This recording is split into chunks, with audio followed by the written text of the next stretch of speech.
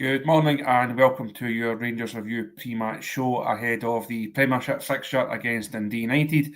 I'm Chris Jack, who is not at Tannadice, joined by Joshua Barry, who is at Tannadice. And firstly, thank you to those of you who have pointed out in the comments that I scheduled this video for 11 p.m. rather than 11 a.m. It's been a hectic morning of various bits and bobs this morning. So my one and only typo of the day, Josh, you are not there at 11 p.m. this evening, thankfully.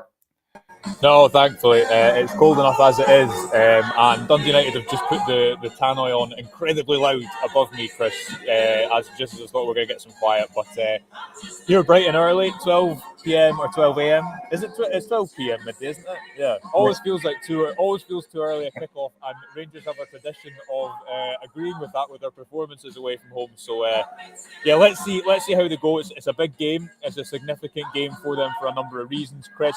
They won here in September. It's one of only 3 away wins over the entirety of the season away from home in the Premiership out of 11 meetings, 11 trips away from Ibrox, and I think it's fair to say that they could do with a fourth today. The team who has been tasked with that particular challenge, there we go. I have managed to push the right buttons on something this morning. That is your Rangers side for today. Also changes from Old Trafford, given the injury situation. So Clement goes with a side of Butland in goal, back four of Tavernier, Proper, and Ciala coming back into the team, and Jefty, Diomande and Raskin are reunited in the middle of the pitch. I think that's a huge bonus for Rangers to have that partnership rekindled. Bayrami plays ahead of them. The front three, I changed one. Interested to see how this actually lines up. Igaman, Hadji, and Cyril Dessers leading the line. Josh, what's your initial thoughts? I think that front three, it's certainly got enough talent in it. It's certainly got enough goal threat in it, but perhaps a change of shape. Now, we've seen Igaman play that number 9 role very, very successfully. Would you expect him to operate from more the left, more the right? When I was doing the graphic up, it was a difficult call, but Hadji obviously has operated from that area and been good at it. So I'd be inclined to think he will stick left, and Igaman is perhaps the one that has to come out of the role that he's been so adept at of late. Yeah, if you were to push me on it, Chris, I'd probably say it's going to be Hadji off the right, Igaman kind of off the left, Bayrami in the number 10 slot. It depends. When we've seen Igaman and Danilo play together, it's taken on different configurations, because at points it's been Igaman starting in the number 9 then moving left. Other times it's been Danilo just staying as the number 10 and Hadji out wide. So I'd expect Rangers' shape to be the same, kind of off the ball.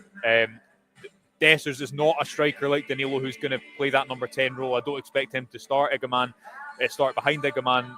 So if you were to push me, I would probably say it'll be Igaman off the left, Hadji off the right, and Bayrami behind Dessers. Hadji obviously has the benefit of being kind of two-footed, and therefore has the option of playing off either side.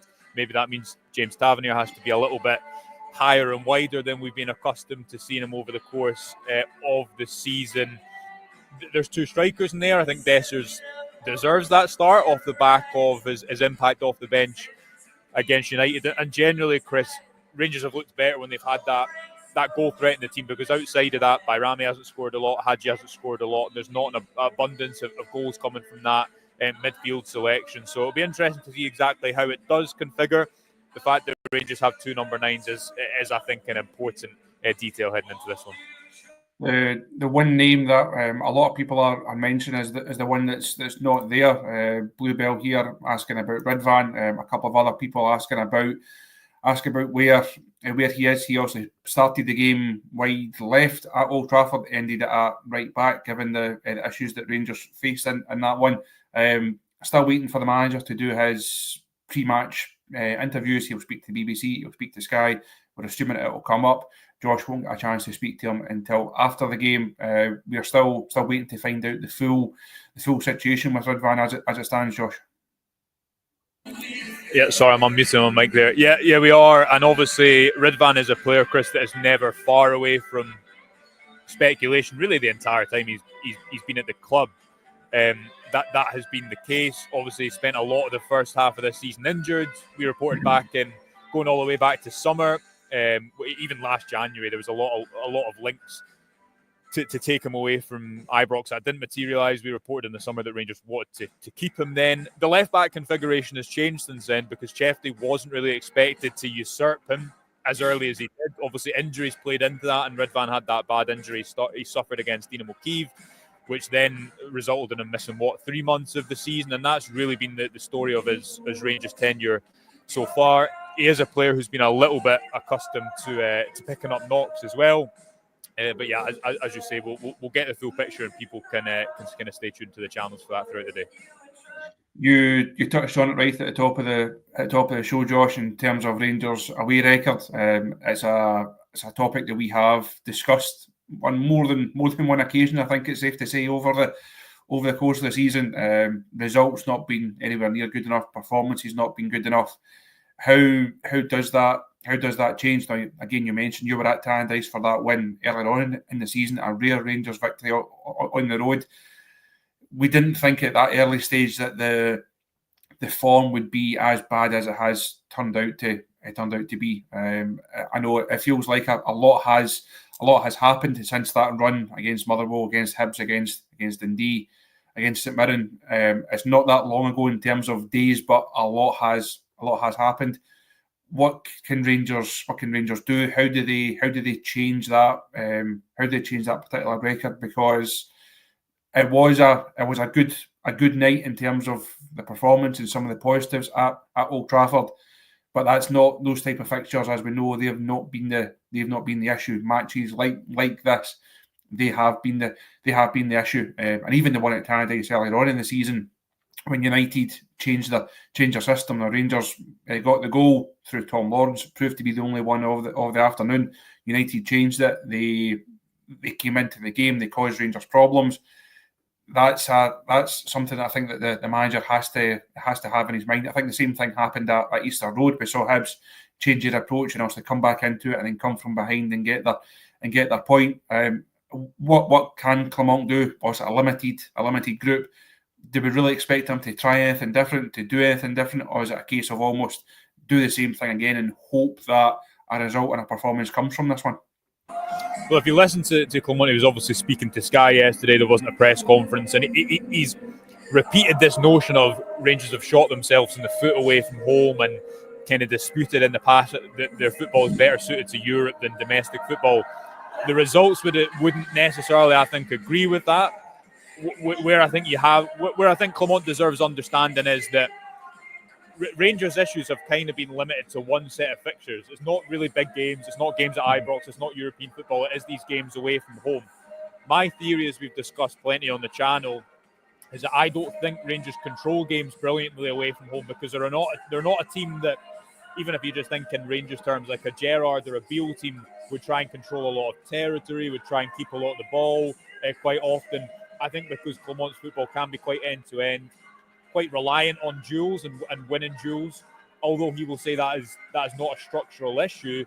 You have to look back at even just Rangers' last 4 away games, Chris, since that game against Ross County, and it's not an isolated thing. It's not just one mistake here or there. Motherwell should have scored more on the day. I think they had at least one goal wrongly ruled off, which would have made that comeback more difficult for Rangers. So I don't think they're going to change that much. If they've got 2 goal scorers in the team, I think that helps them automatically because that's tended to be the case throughout the course of the season. What we saw against Hibs was that when Hibs sat off the game, it became more difficult for Rangers. So I think when games are more end-to-end, you see this at Old Trafford when there's space to play into, it's not so much about controlling the game with the tempo of the ball. Dundee United, I think, went too far to the other extreme here back in September when they completely sat off the game in kind of a low block, and Rangers got their early goal that day, and that obviously dictated where the rest of the game went.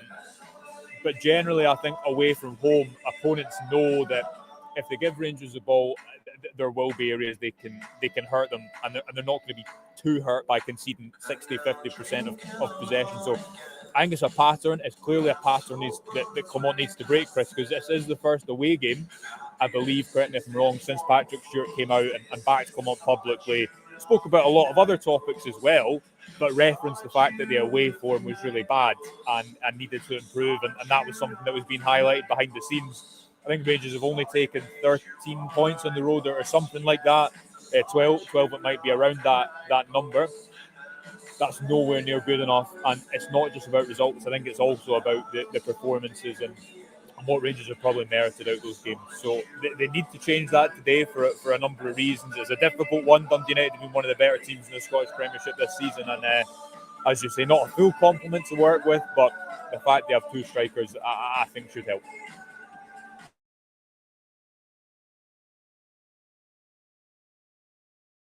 I've lost you, Chris. You've taken from me at Tannadice and muted yourself too. I've touched on a point here from Craig, asking about if this is a game where the points are more important than the performance. I think if you're being greedy, you're after. No, Craig.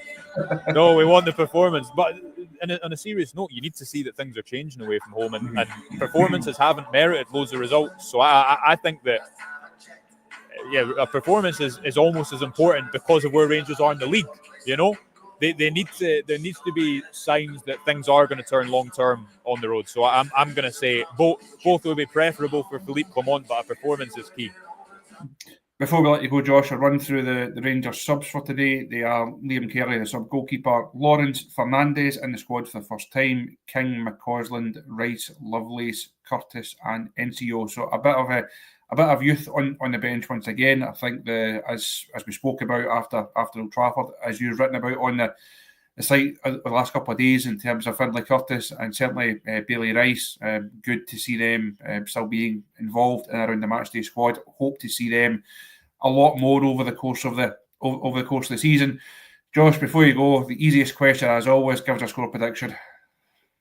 I am going to say 2-1 to Rangers, purely because they need to start winning on the road at some point. They have two strikers in there who are both in a bit of form, and they need it, Chris. Can you imagine if Rangers were to go 3 wins in 12 games away from home by January? It's an unthinkable record. So I will say 2-1 to Rangers. I'll follow your slightly optimistic lead. I'll go for 1-0 Rangers. I'll go for a backs to the wall battling performance. Time will tell. Josh, thanks for your time as always. Everyone, thank you for joining us on the show. We will be back later on. Of course, keep across all the action on our social channels. Josh will have his instant analysis on the site straight on the whistle, and we'll have full press conference coverage later on. So wherever you are, enjoy the game, and we'll speak to you later on.